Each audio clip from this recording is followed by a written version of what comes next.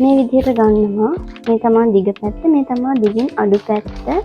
මේක මෙන්න මෙහෙම නවාගෙන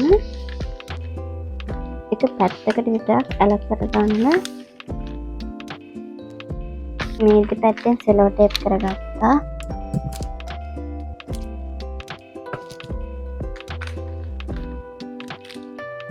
ඊට පස්සේ මේ වගේ මැද්දට මේ පැත්තත් මේ විදිහට නවා ගන්න.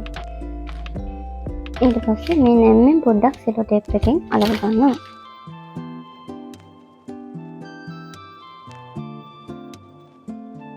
හරි මම දැන් තුනක් හදාගෙන තියෙනවා. බලන්න මේකෙන් මම මේක කවර් කරගන්න විදිහ. මෙන්න මෙහෙම රැපින් එක ගත්තා. මේකට තිබ්බා. බොකේ එකට තියලා මේ බොකේ එක වටේට සෙලෝ ටේප් කරගන්න තියෙනවා. සෙලෝ ටේප් එක නම් ටිකක් පොඩි එකක් ගත්තට කමක් නැහැ. මම අද ගන්නේ ලොකු සෙලෝ ටේප් එකක්. මම මුලින්ම රැපින් එකේ සෙලෝ ටේප් එක අලවගෙන යනවා. හරි දැන් ඔයා උඩින් මේක බලන්න ඕන ඔයාලට කොච්චර ප්‍රමාණයක් මේකේ එළියට පේන්න ඕනේද කියලා රැපින් එක.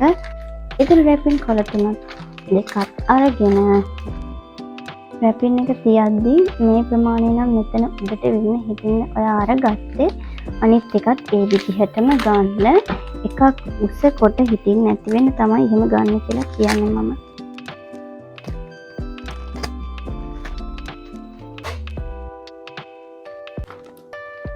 ඊළඟට මට තියෙන්නේ ෆ්ලවර් බොකේ එකේ අග කොටස රැපින් කරගන්න.